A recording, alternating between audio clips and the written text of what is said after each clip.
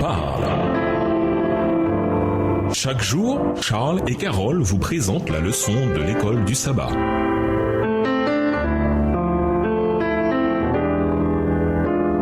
Bienvenue dans votre émission Dieu nous parle. Nous voilà à la leçon de dimanche, des occasions pour le salut. Chaque jour, Dieu donne des occasions à tous, partout, de le connaître. Il agit dans les cœurs par son Saint-Esprit. Il se révèle dans la beauté et la complexité de la nature. L'immensité, l'ordre et la symétrie de l'univers nous parlent d'un Dieu ayant une sagesse illimitée et une puissance infinie. Il arrange les circonstances ou les providences dans nos vies pour nous attirer à lui. Bien que Dieu se révèle à travers les impressions de son esprit, les splendeurs de la nature et les actes providentiels, la plus claire révélation de son amour se trouve dans la vie et le ministère de Jésus-Christ. Quand nous partageons Jésus avec d'autres personnes, nous leur donnons la meilleure opportunité qui soit pour être sauvés. Lisons Luc 19, le verset 10, et comparé avec Jacques 5, les versets 19 et 20. Qu'enseigne l'évangile de Luc sur l'objectif qu'avait Christ en venant sur terre? Comment coopérons-nous avec Christ dans son œuvre de salut envers les perdus? Luc 19, verset 10, « Car le Fils de l'homme est venu chercher et sauver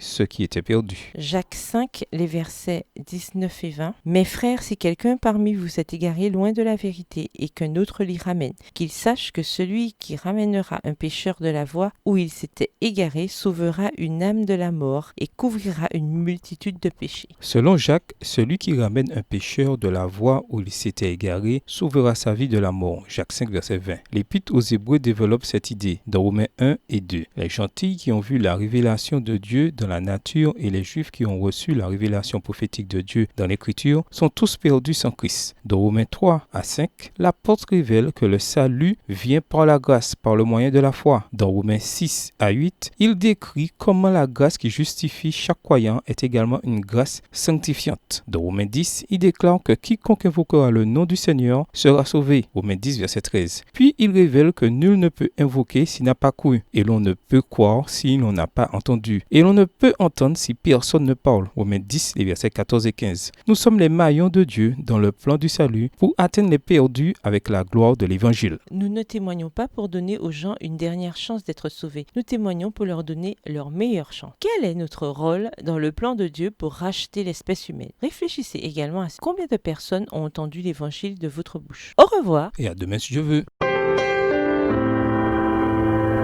Dieu nous parle. Chaque jour, Charles et Carole vous présentent la leçon de l'école du sabbat.